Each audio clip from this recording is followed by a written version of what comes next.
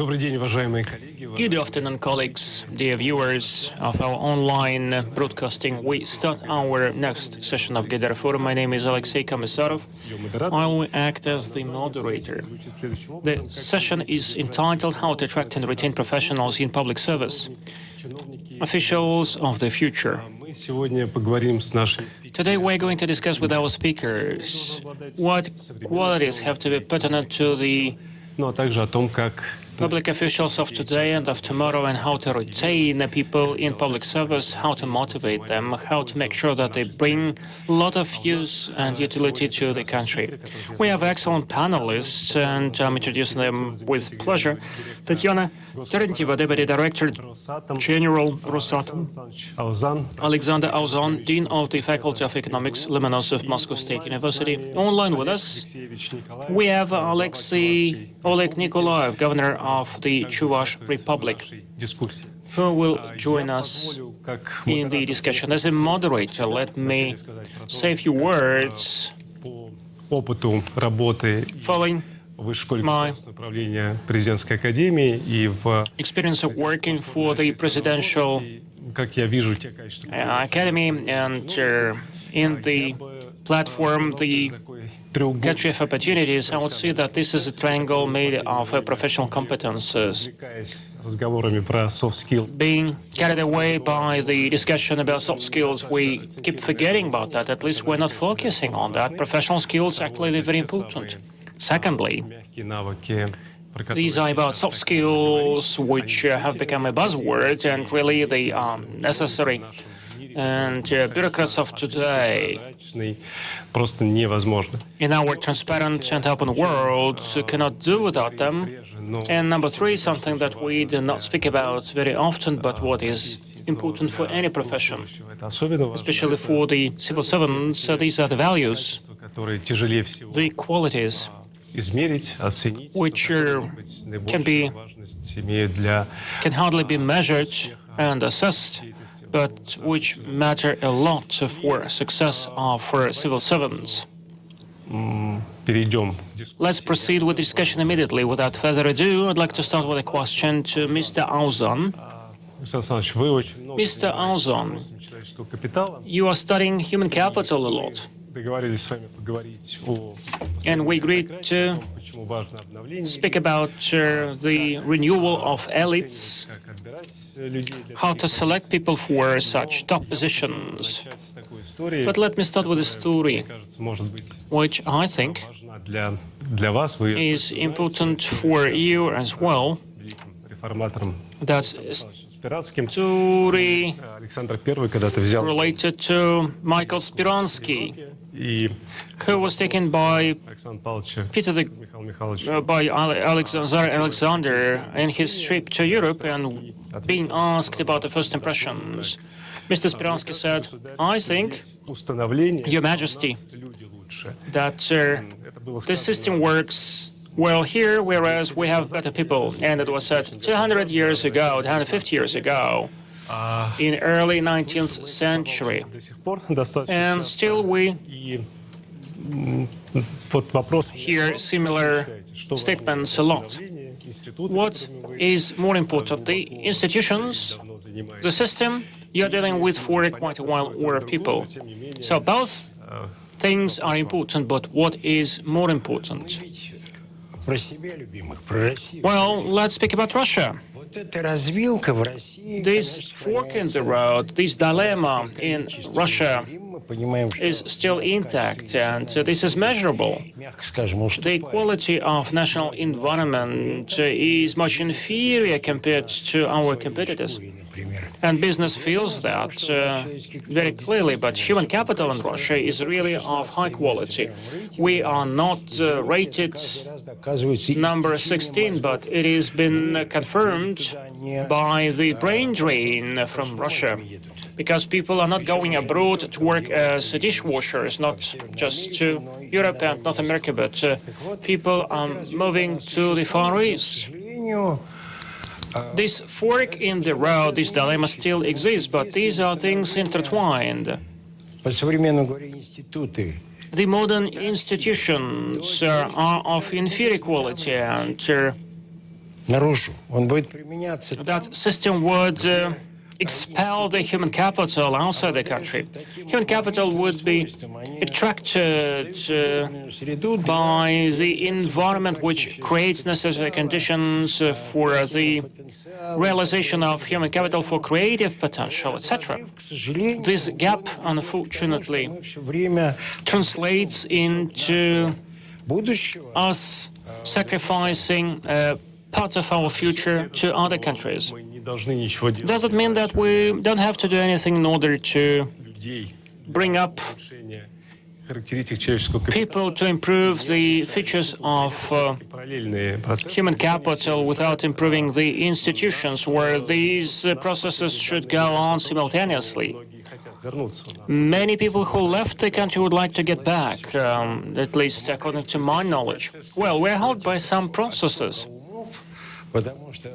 We may fight against brain drain and outflow of people because COVID restrictions in the Western countries are too stringent, unlike Russia. And our fellow countrymen sometimes say, this is time for us to live in Russia, not in England, for our business and for our communication. Russia offers more natural conditions. I, as a dean of economics faculty, find it strange whether we have to deal with the human capital, actually. I keep dealing with human capital. Why? Because this is our main competitive edge. Russia has a lot of competitive edges. And if we can take pride of something of the last 10 years in the frontier, it would be actually related to the industries where you have to have intelligence and brain. For instance, digital ecosystems. We actually are matching the United States and China. And we are much ahead of Europe. Why? Because, for instance, there is Yandex search engine, and around that, for instance, you may find a whole infrastructure morphing out. Human capital may somehow act as a driver, but we are strong where we can use our brain, our intelligence directly. Mr. Auzan, human capital has been assessed differently, using different criteria, taking KPIs, lifespan has been used, and the healthcare level. But today we're speaking more about the quality of people, quality of managers and civil servants in particular. What features, what traits of character matter for the bureaucrats of today or tomorrow? Well, Alexey, let me a little bit sharpen your question. The qualities that have to be pertinent to everyone who is somehow taking it over from the previous elites. The dominating elites in Russia, this is my generation, they are of my age. What this generation managed to do,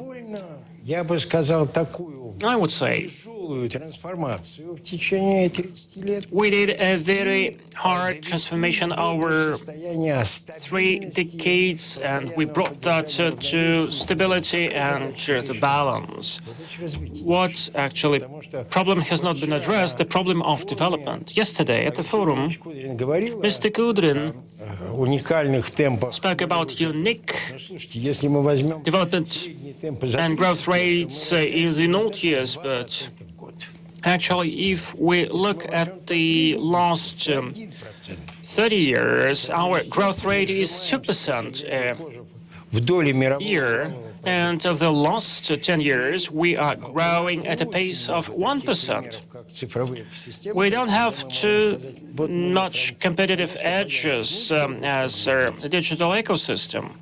We cannot say that we are at the forefront, so We have certain advances in creative industries and in digital ecosystems, and that's it. What we need people who are not afraid of the future. What it means in terms of the features and characters. People who will not avoid uncertainty. Today's people usually say, don't rock the boat, don't touch anything while it is working. We need the people who understand that every new situation would give more opportunities, even if it looks a failure. We need people who won't be afraid of making mistakes and suffer losses, being defeated. That's a very regular thing, so that's an illusion that in Silicon Valley, just an ordinary 20-year-old guy actually will become a billionaire in a garage. No. The ordinary billionaire in the Silicon Valley is a person of 42 years old and who has 15 or 17 projects going bankrupt before. We are a very much disintegrated society. And this is not only bad for the people who cannot make both ends meet, but our competitive human capital is being underutilized. Part of these low-paid people are the ones with great skills, people who are capable of working, but unfortunately the structure of economy is of the 20th century, and our economy doesn't require these people. And therefore, their take-home pay is very low. And our average income is just 2 million rubles per annum, not 40 million rubles per annum. So social sensitivity, this is what matters. So the previous elites cannot boast this social sensitivity. That's it. Speaking about these characteristics or features which I would like to add to hard skills and soft skills, which we have already mentioned. Mr. Komissarov. Mr. Auzan, you said that the culture of failures is number one, but you copied an example from the Silicon Valley, and I will agree with you, and we discussed that with you as well, that unless we have such an attitude in the society to failures, to defeats, will not be progressing. But our session is dedicated to professionals in public service. What about the right of bureaucrats to make mistakes? Because the society is not welcoming that. It is very cynical of not even errors or mistakes or even slips. Just a person is misinterpreted and his career would be ruined. Can we do anything about that? Well, I think that we can reposition that activity as well, because Max Weber said that bureaucracy, this is a creative industry, that's a creative class.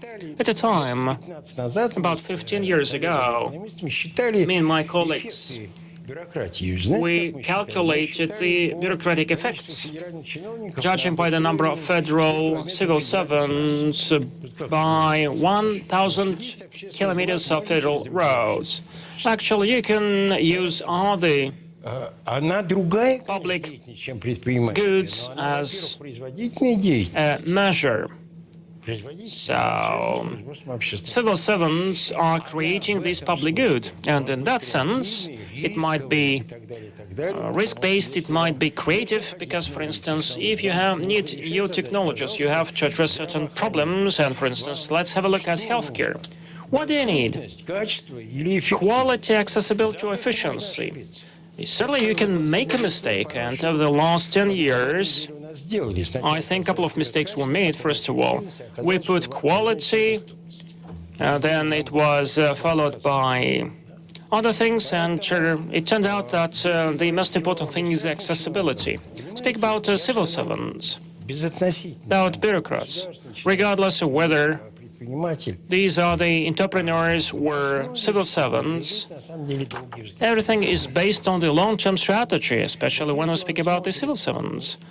If the civil servants are guided by the benchmarks until the presidential elections, nothing good would happen to the country, because many processes, even building infrastructure, let alone education and healthcare, would bring fruits beyond this timeline of 5 or 7 years. And if we look far away in the long run, how meritocracy can be built in Russia, do you believe in that? How much do you believe in it, and how much time will it take to create a meritocracy? Of course, there is no ideal meritocracy, but perhaps you have certain outlook, a certain outlook. Let's put it like this. Meritocracy is, in a sense, an alternative to democracy, because in democratic elections, everybody takes part, and then some unprofessional people may be elected, and so then we feel the effects. Meritocracy allows to select according to certain properties, but not all systems do it, because there's no perfection in this world, but there is diversity. So both democracy and meritocracy have their advantages and disadvantages. What does our meritocracy lack? Criteria which are used in the competitions like the Leader of Russia and similar ones. Yes, I wouldn't say that they are ideal, but things are changing, things are being improved, etc. But from meritocracy also needs institutions. A long-term view needs institutions. A person must see to his career trajectory for 10 to 15 years. I would like to give you the following example. It has become fashionable about the social rating. About social rating in China, which I regard as something extremely dangerous. Deng Xiaoping was quite successful. He created a system of meritocracy which delivered success. It was based on two pillars. Comparison between results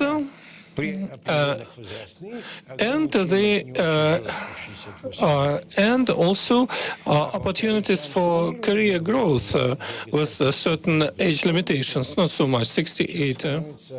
And so a person who becomes also people who become members of councils of companies which he has helped to rise. What is our incentive system? Let us ask Alexey. Please join our discussion. How personnel and human resources policy is developed in the regions. What is being done so that we get the right functionaries? Thank you very much, esteemed colleagues. I'm very glad. I am grateful for being invited to take part in this discussion. It is an important discussion. It is necessary, and it's a immediate question. I would rather base myself on the experience of the Chuvash Republic of the latest 2 years, and using this experience, I will try to show my attitude to all those questions and discussions. Over the latest 2 years in the Republic, we have decided to centralize the process of provision of human resources for state institutions of the Chuvash Republic. So the basis of all the system is the administration of the head of the Chuvash Republic, and so it helps to select and accompany the employees or employees or civil servants of all the executive service personnel of the Chuvash Republic, thus ensuring all the bureaucratic procedures involved in the process. Another objective of the centralized service is development of human resources potential of the Chuvash Republic, not limiting ourselves to executive authorities or the government of the Chuvash Republic. We have also put ourselves in touch with the leading enterprises and corporations of the Chuvash Republic and with the recruiting business and personnel procurement business. We have established a special council of the head of the Chuvash Republic, on which representatives of all those enterprises and heads of recruiting agencies sit. We have conducted two very important competitions since 2019, and we have based ourselves on the competition of the leader of Russia, and we call it the management team. It brings together those people who have experience of 3 or more years. So these are more or less grown-up people who have achieved something and who want to develop further. And another team is the team of young leaders, and this is oriented at young people who have no experience of management, but they have graduated from universities or from colleges, and who are looking for a place in life. And so, on the one hand, we provided we ensured development of skills, and on the other hand, we have aroused the interest of the young people.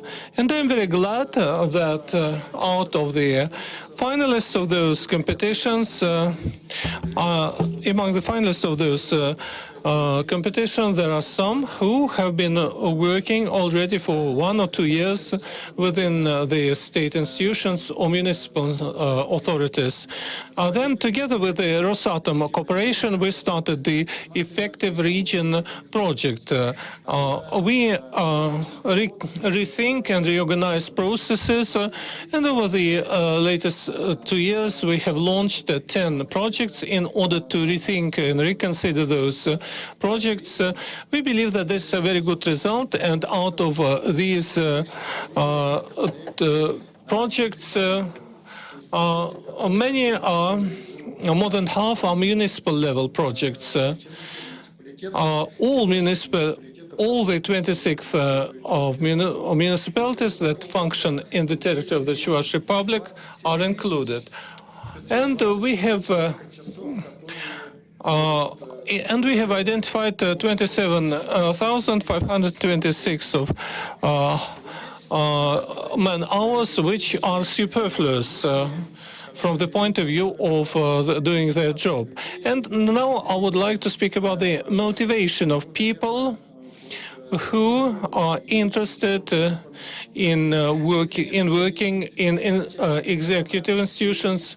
It includes both material and non-material aspect. The non-material aspect is the creative approach, reorganizing work, and organizing teamwork. We work a lot on this, and we are constantly in search of new forms and methods of organizing mutual work in order to achieve the necessary results. And here, this interpenetration of specialists of various levels, representatives of the representative authority and executive authority, and of the communication, allows us to understand each other and to ask questions which are of real importance. And the second material aspect is, of course, of colossal importance. And here, all the money that we save, we let it remain in the same or executive authority so that people could be motivated to work. So we have developed such a fund at every executive authority. We have a commission which once every 3 months will assess all its staff according to 7 to 10 criteria in order to see how involved the person is, how great his initiative is, and from this fund money will be taken to pay bonuses to such people. Recently, a decree was signed by the president, which will change the system of payment for federal officials. Will be for us an opportunity to reconsider critically the system of payment of our own employees. So these are our approaches, and they are based on the fact that a functionary, as Alexey calls him, or a state official, must be ready to put the public interests ahead of his own personal interests, and this person must also be ready to talk to his colleagues, to understand them, and to explain his point so that his position would be understood. And the third principle is total openness. We should not be afraid of openness. We should have an account in the social media. We should have other means of ensuring transparency. So in this way, we make people ready to work hard.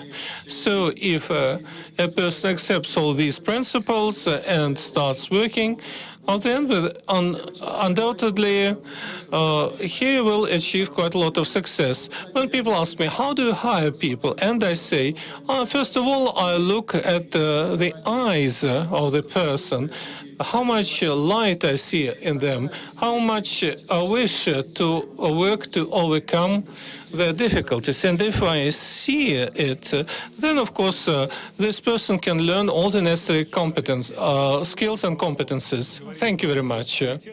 Thank you very much. You have spoken about municipalities. What do you think of what is going on at this level, not only in Chuvash, but all over the country?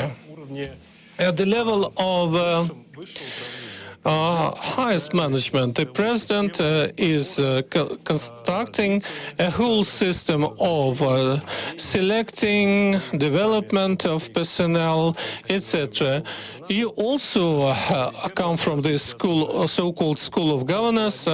So about half of regional leaders are those who have been in the personnel reserve, and the system really works. But when we go down, when we reach the municipality level, I think in the country it doesn't work or works very poorly. Do you believe that this is important? Do you make any efforts in order to have personnel reserves at the municipal level? And what's the biggest difficulty? The finding people to include into this personnel reserve, or whether there is a shortage of positions to be renewed, open for such new people? Well, in fact, this is the most difficult element. In this situation, it can be explained that historically it is like this: the lower the level of government, because it is more difficult to find personnel, and this is explained by migration. There's a migration from the country on the whole and from municipalities. From district level, they go to to regional capitals, from regional capitals to the capital of the Russian Federation and other huge agglomeration. And this process has created a shortage of personnel. But we, in the territory of our republic, want to develop a reserve of personnel, and this work that we have started is to provide a certain reserve both for the Chuvash Republic and including heads of municipalities, and we would like also to cover their deputies so that we would have good reserves and, if necessary, rotation. But it's a long-term process. You cannot do it overnight. So in order to ensure teamwork, every month we have a seminar meeting at which we look at specific areas of our joint work with the municipalities. For example, the national project, which is called the Comfortable Urban Environment. And certainly, on the one hand, we bring more knowledge, more tools, we train them in the approaches for our joint activity. At the level of the deputy heads of the administration, we get feedback. People raise the problems which impede the implementation. We try to discuss how we can address those issues, and as a result, we resolve the problems which arise. Within 2021, which was quite difficult, because the process for construction materials grew dramatically, and we had to manage everything manually. But still, we completed the construction of all the facilities except for 2 kindergartens, which we failed to complete on time. But this is something that we'll commission in a couple of months. But still, the work has been organized, the work is being done. But unfortunately, we are going behind the schedule a little bit. We, along with our colleagues at the municipal level, are speaking the same language, and we understand what we are doing. Because of that, we're saving up time, and in the shortest time possible, we came up with the necessary decisions. So this matters, but the human capital pool plays an important role. We proceed from the fact that the pool of experts, this is not just a list of people, but this is what you do in order to improve their competences, their skills, once they're demanded in this or that capacity. Thank you so much, Oleg. You mentioned that along with ROSATOM, you are developing the program called Effective Region. ROSATOM is a surprising corporation which is not only #1 in the world in terms of nuclear power, but it sets an example for other companies in other areas, an efficient region, and the problems of improving efficiency in industry. ROSATOM helps to address the problem of efficiency, and there are many other decisions. Mr. Slepak, Ms. Terentyeva, you're responsible for HR in ROSATOM. Thank you so much for working on Leaders of Russia project. I have a question to you regarding how the HR policy is developing in ROSATOM in general and in particular. Tell us about the values we spoke about from the very beginning. I know that ROSATOM pays a lot of attention to that, to the question of values. What's your take on the values? Apologize for such language, and whether this is important when hiring a person, when promoting a person, when choosing a candidate. Thank you so much, Mr. Komissarov, for your good words. And the feeling is mutual, because partnership is an important component of our work in this dire situation when everyone runs into difficulties, and only working together we can be a success. Действительно, особенно выделили такую часть в работе у нас с персоналом как ценность. We bet on values when working with the personnel, обратить, наверное, внимание, то, откуда они появились. And we have to identify where we get people from. A regular mistake is when the values have been generated in office, at a desk. When developing values, we spent a couple of years on that. That was not a piece of cake for us. Безусловно, это лидерство первого лица. And that's the leadership of the CEO, and Mr. Kirienko was behind these values, and we discussed that at the meeting of the top managers of the industry, about 200 people, which engaged in a very serious discussion. We added one more value, respect. Within a year's time, we discussed that with the team, with the people, because it was very important for us to get feedback from our employees, how they perceive it, how they treat these values, whether they understand what we came up with. That's really important. The idea that we want to convey, whether it is shared by people, whether it is accepted by people. Providing feedback and discussions were important only after that. We came up with these values, and they're being used today in all our procedures. When appointing top managers, when promoting people,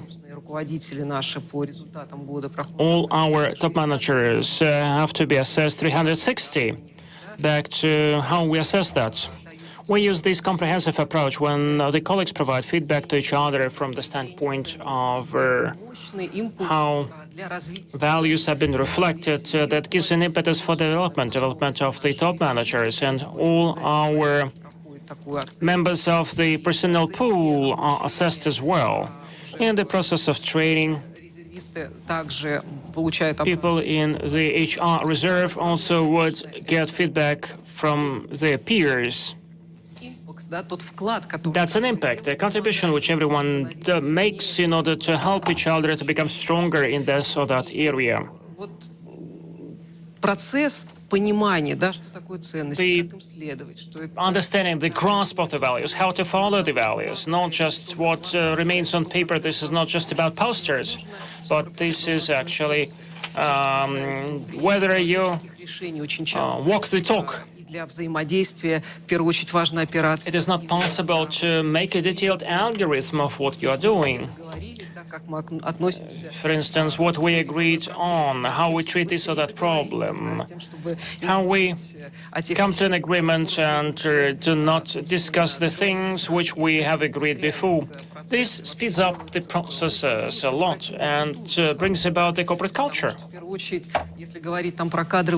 Speaking about the personnel reserve or HR pool, this requires a lot of meticulous work. This is not just about list of people which are totally useless and totally faceless, but this is a well-developed system of development of who is appointing who, what happened to the people appointed, not only at the top management level, because this is good but not enough. We have to go to the lower levels. This is how you bring about the system, the environment, which helps to reproduce future leaders who, in a sense, would implement the strategy. HR reserve or the personnel pool, these are the people who will implement the strategies and the projects. And it would be somehow evaluated by the top managers, and in return, the people in reserve would provide necessary feedback. That's an important part of the corporate culture. Ms. Terentyeva, in terms of the staff, in terms of the people from the pool, what is your take on the youth? In many years, we've been saying that youth today is much inferior from what used to be. Well, in Moscow Institute of Physics, the average entry point is score is 98. This is very high, 98 out of 100. What is the trend? People who are joining ROSATOM, are they become stronger? Are they become smarter? Or there are some failures in terms of the competences? Speaking about building an ecosystem, certainly, we go beyond working with within ROSATOM, making consistency, setting up engineering schools, all the kinds of schools, but we embrace magnet schools and our core universities. It's very important for us to select the best out of the best, because 10 years ago, such a score was not so high. For us, it was important to raise interest to STEM professions.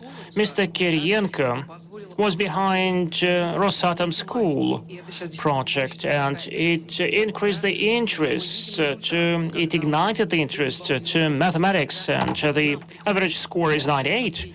When we get students with the average grade 4.7 in their certificates, and that's great.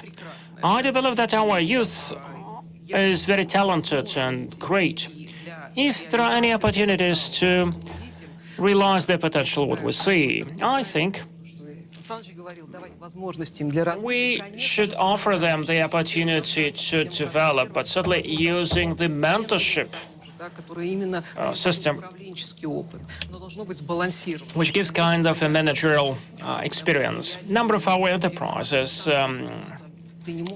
do like that. You cannot actually become the director of a nuclear power plant in less than 12 years.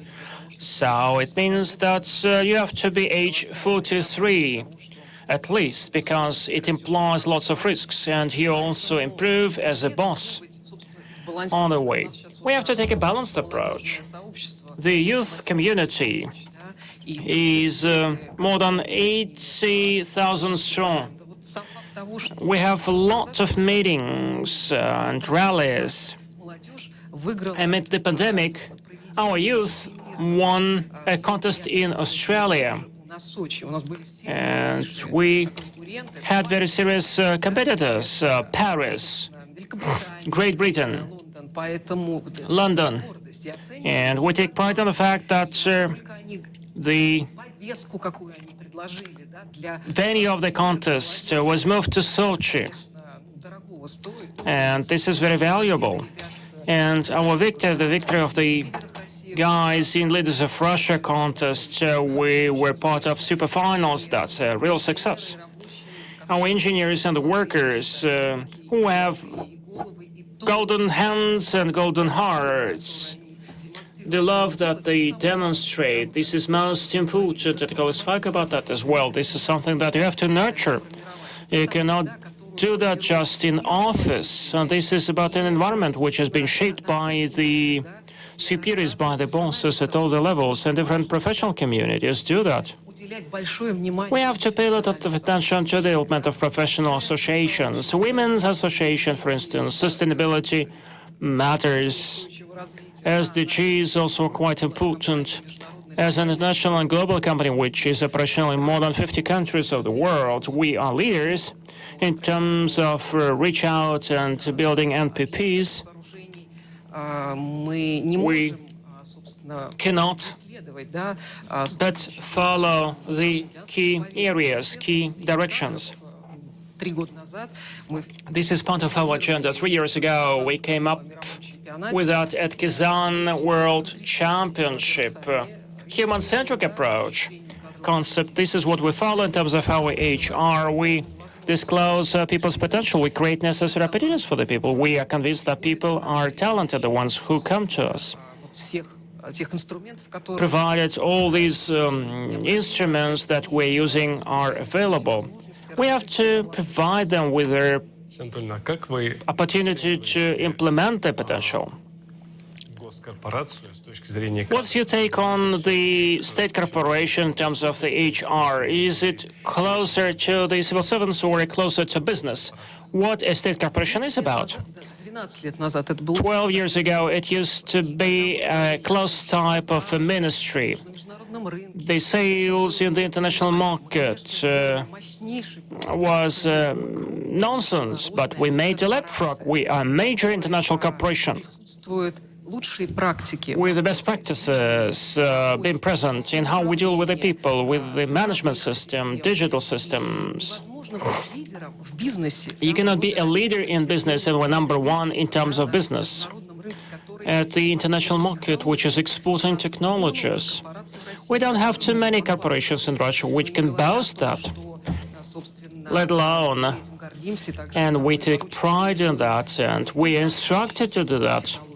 And we're not dealing with nuclear technologies alone. This is about additive materials and windmills and Northern Sea route. We have business goals, but actually, as a state corporation, we also have to perform the public functions as well. Well, thank you so much, but unfortunately, we ran out of time for our session. Thank you so much, dear speakers. Thank you for your participation. Thank you for your brilliant contributions.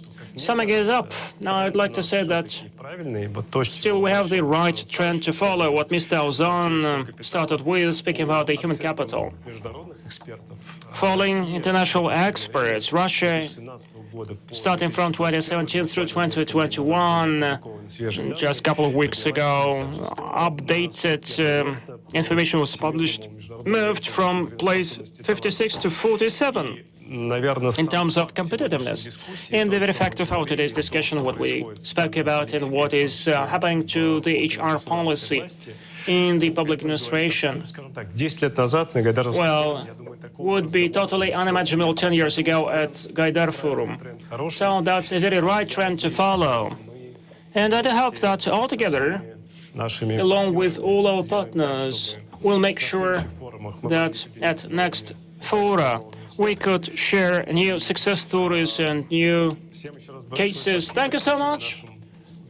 Thank you so much to our viewers who were with us. I wish you every success and please attend our next sessions. Thank you.